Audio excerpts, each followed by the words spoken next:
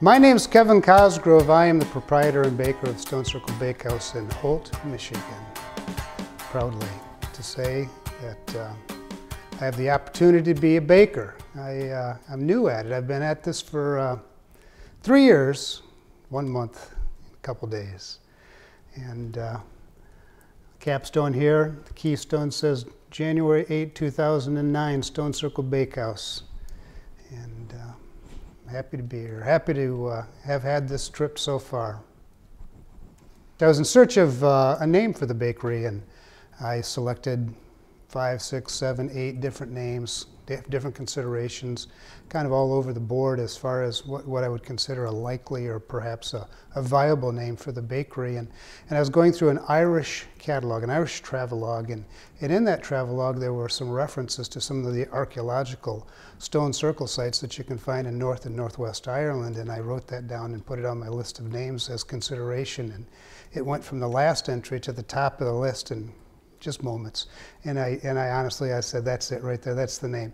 Stone Circle Bakehouse. I wanted to bake in a very rustic fashion, a very authentic fashion. And what that entailed was building a wood-fired oven, a masonry deck oven, 18,000 pounds worth of concrete and brick to apply my skills, to learn how to bake breads. It was a rustic attempt, and the Stone Circle name suited the concept, suited the feeling. It just seemed to fit. And I glommed onto it, and there you go, Stone Circle Bakehouse. In the morning hours, Dave, of course, I get to see the sunrise. I may not see all the sunsets because I'm in bed, but I do get to see the sunrises. And as you watch the sun progress from south to north or north to south as the seasons change, I noticed as we were approaching spring, in the spring equinox, I noticed that the sun was starting to light up the face of the oven. And every day I noticed that the rays of the oven would come further and further and further up the face of this oven, until one day it dawned on me, speaking of sunrises and dawn, that on the spring equinox, this inside of this oven was going to be illuminated by the sunshine of the sunrise. And sure enough, on the day of the equinox, the morning of the equinox, in comes the sunshine, and the inside of the oven was illuminated for 5 minutes maybe, just a very short period of time. And so it came full circle, you know, it just became full circle for me. The Stone Circle Bakehouse name, the rustic appearance, the old world techniques that are employed in an oven so antiquated by today's technologies, that it all came together that particular day for me. It was a nice experience. Yeah. I have a young man that works for me who, as most 19, 20, 25-year-olds, grew up on computer language and computers, and is very good at it. And so what he did is he wrote a program for me that converts my formulas on a daily basis. The quantity of loaves I make daily are variable, and I used to make all my conversions on a calculator by hand, and it took me about an hour and a half every day to do that. But he wrote a program for me that I can now do all that work in about 2 minutes. That's awesome. Once I've organized everything. So I just plug in the numbers. I've got all the formulas in there, and I just plug in the quantities that I need, and it spews out the mathematical calculations for me. Outstanding work. God bless him. So that.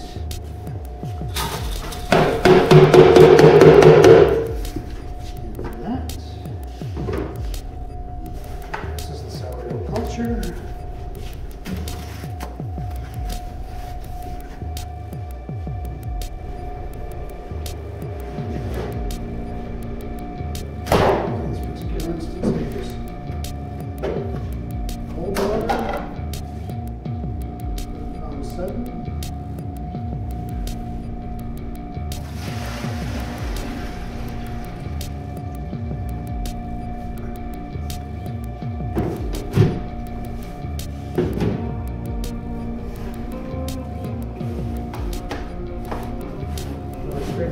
tightness.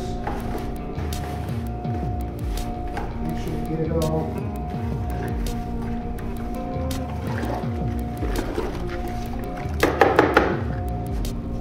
And then we just pour it right in there.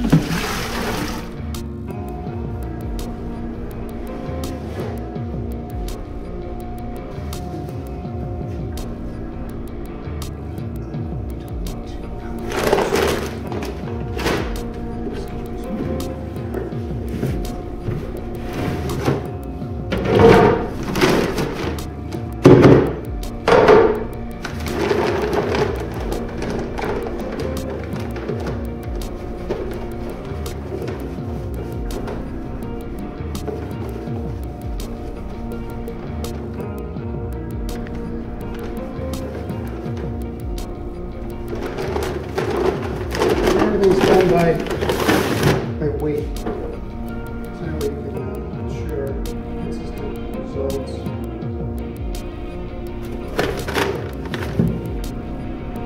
This goes right in here.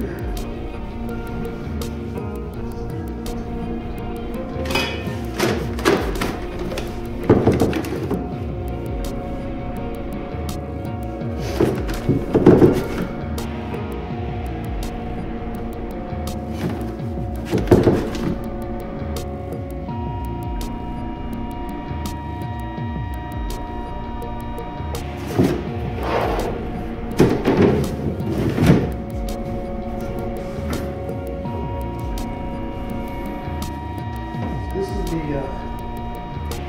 red flour stands for this. Simple rag.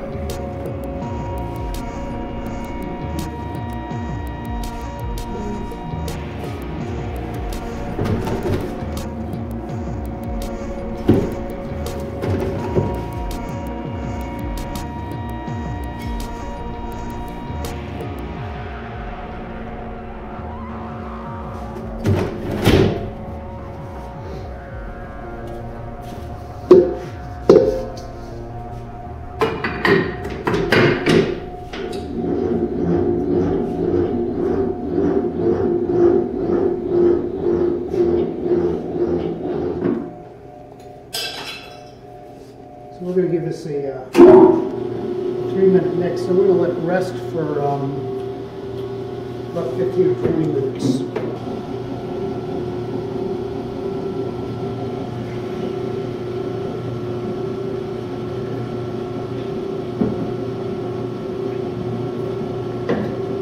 Save a gallon of water, total water requirements.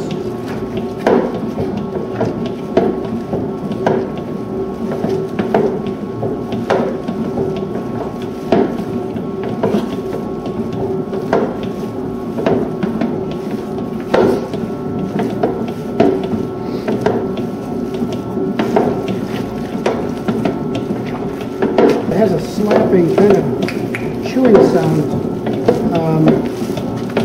when it's really mixing up well, and that'll be a little while. You can let this hydrate slowly. It's called autolyse, where you let the water penetrate the starch molecules, and it hydrates them thoroughly. Slowly migrates like it's permeable to a dry soil, water into a dry soil. Yeah. Same difference here, but it's going into a dry starch. So I'm going to shut that off and just let it sit like that for, until 3 o'clock. You let it sit an hour if you want to. I generally don't have that much time to wait around. But it gives me time to then work on something else, which is what I'm going to do now. You do work with all the doughs differently. You work with them, that's right. You don't work it so much as with it, if that makes sense. You give it what it needs, and it always needs something. It asks for a little more water, a little less water. It asks for a little more time, a lot less time. It asks to go into the oven right now or hold off for a while. But you learn those things empirically. You learn them as you spend time with them, as you work with it. You learn to recognize the stages of development that it's in at any given time. Okay, so that was first speed mixing. What first speed mixing does is brings all your material together in a cohesive mess. Now I'm going to develop the gluten on second speed, and that's a faster rotation. That's to strengthen the dough with a great tension. I can also check at this time to see whether or not I'm happy with the hydration levels. I can tell by looking at it that it gets this skirting, or tweaking that you see develop. It kind of starts to stretch out like this a little bit. And that's a pretty good indication to me that this dough is hydrated just about right. I like it a little bit wetter, so in about a minute or so I'm going to add just maybe 4, 5, 6 ounces of water to it, just to loosen it up a little bit. See that bleeding that takes place there? Yeah. That would be so difficult to do that by hand. Oh, yeah. People do it though. I mean, they have big troughs, and they just move through it. But it would take a real labor of love, I assure you. Yeah. A lot of hard work. Baking's a hard job. This helps. Now intuition takes over, or what they call empirical knowledge, where you learn by doing, seeing and understanding, and I know what I want. I want it just a little bit looser. So it doesn't matter now. Oh, wow. Yeah. Just that little bit. Yeah.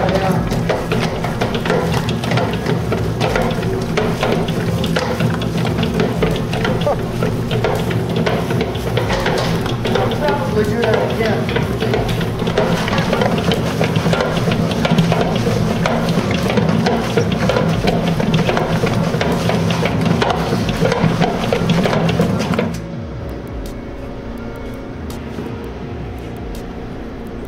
That's nice. See that? Wow. It's very elastic. Yeah, exactly. Those are exact words. Very elastic. Very plastic. And one of the reasons why it's so elastic is because of the auto release that we gave it, that resting period that lets that water permeate those starch molecules. If you hadn't given it that, what you try to do then is just force it into the starch and it resists it. This way it just permeates it slowly. Then you mix it up and you've got a real nice hydration level that way because of it. What we're going to do here is put that dough here. Now since you're here, I can use your muscles. Yes.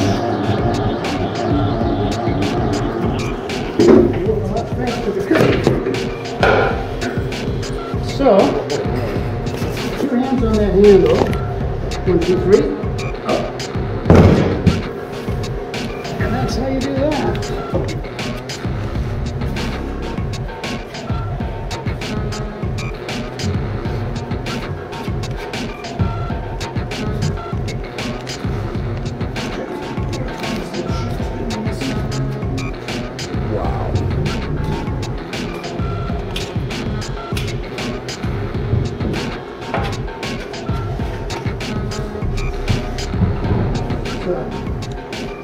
That is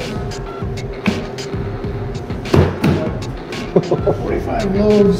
45 loaves? 48 loaves. Oh my gosh. 8 raised. Sourdough. See that? Some of that's just captured fermentation there. There you go. So what we do with this, we retard it overnight. So from that time, ferment for 2 hours. That temperature, room temperature.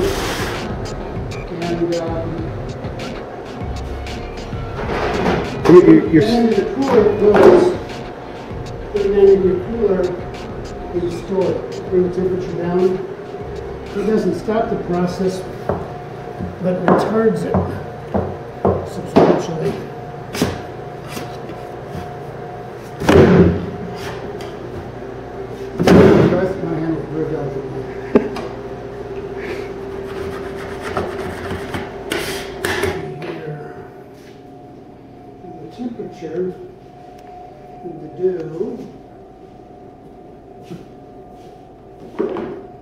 is good to know.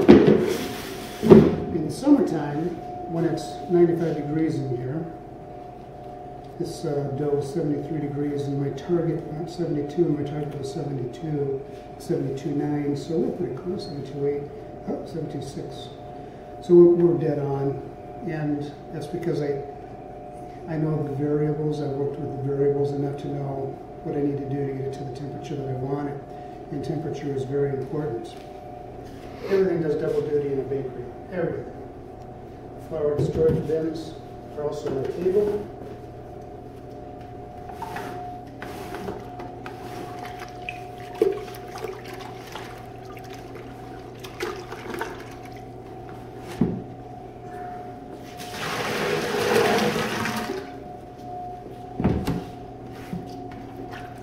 And the cleaner I get this, the less washing I have to do.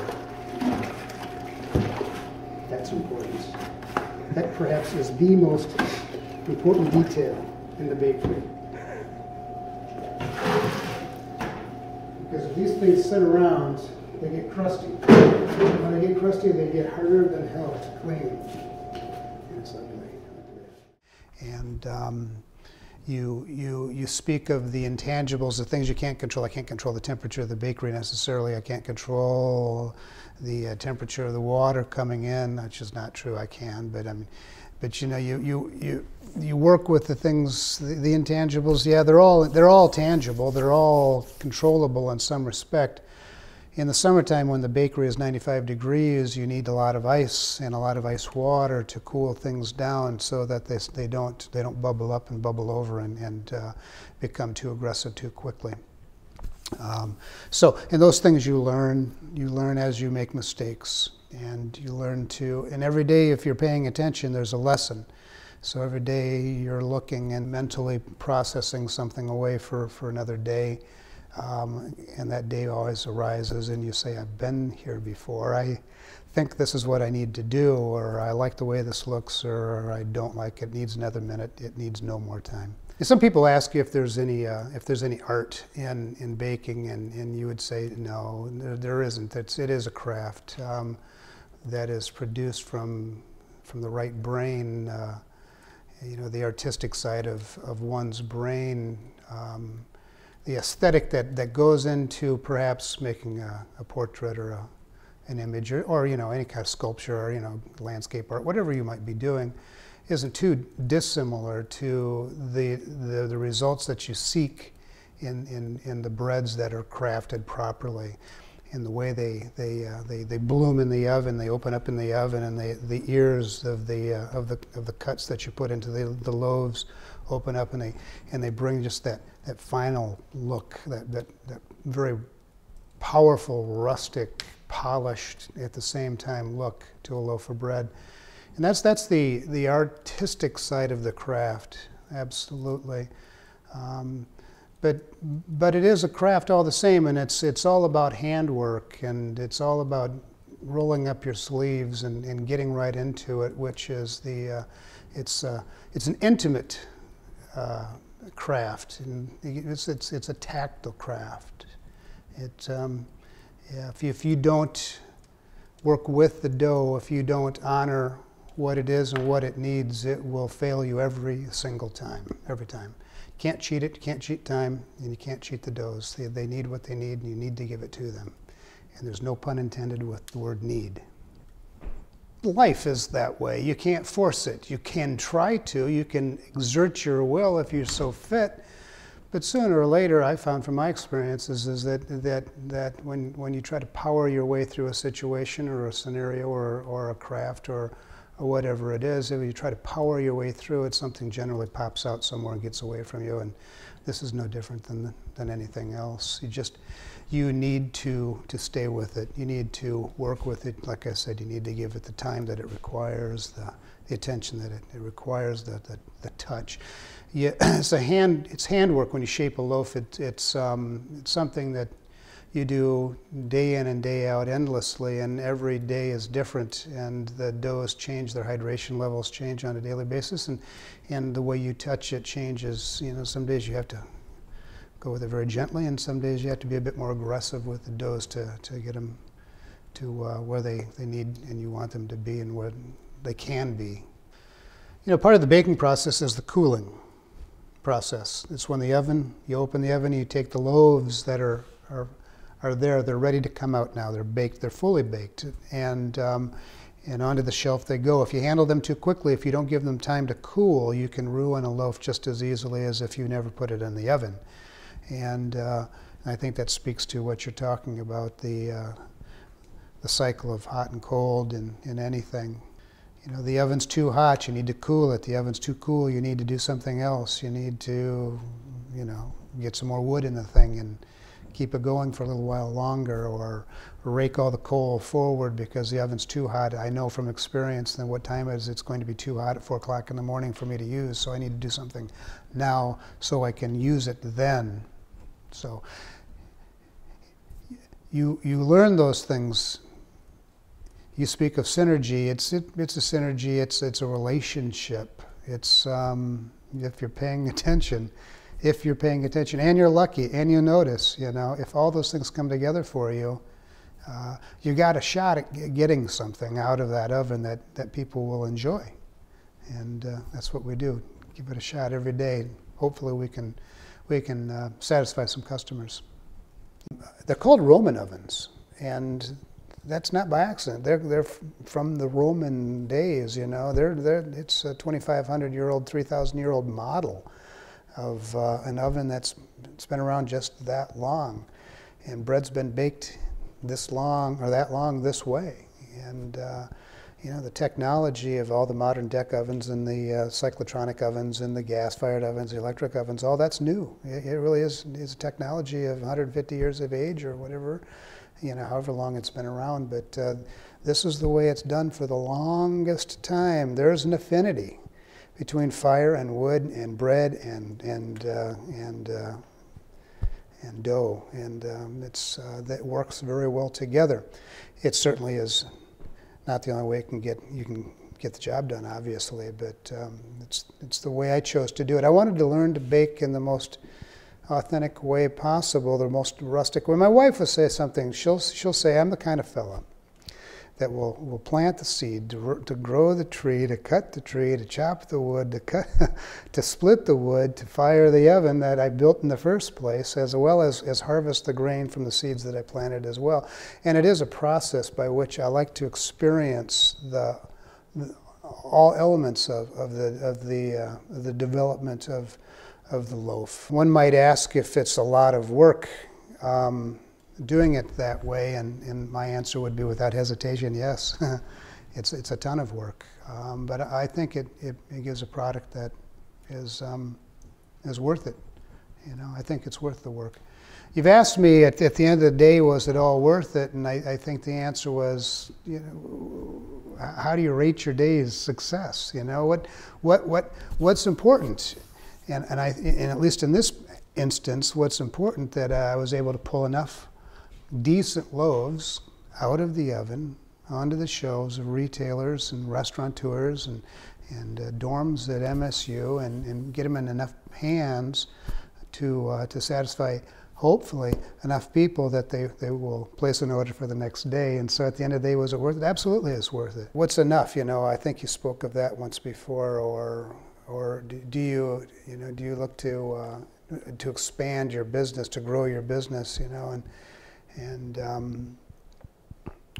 it's, you know, by what standard do you rate growth? You know, I pondered that question for a minute, and you know, I look to grow my abilities at doing what I do. That's what's important.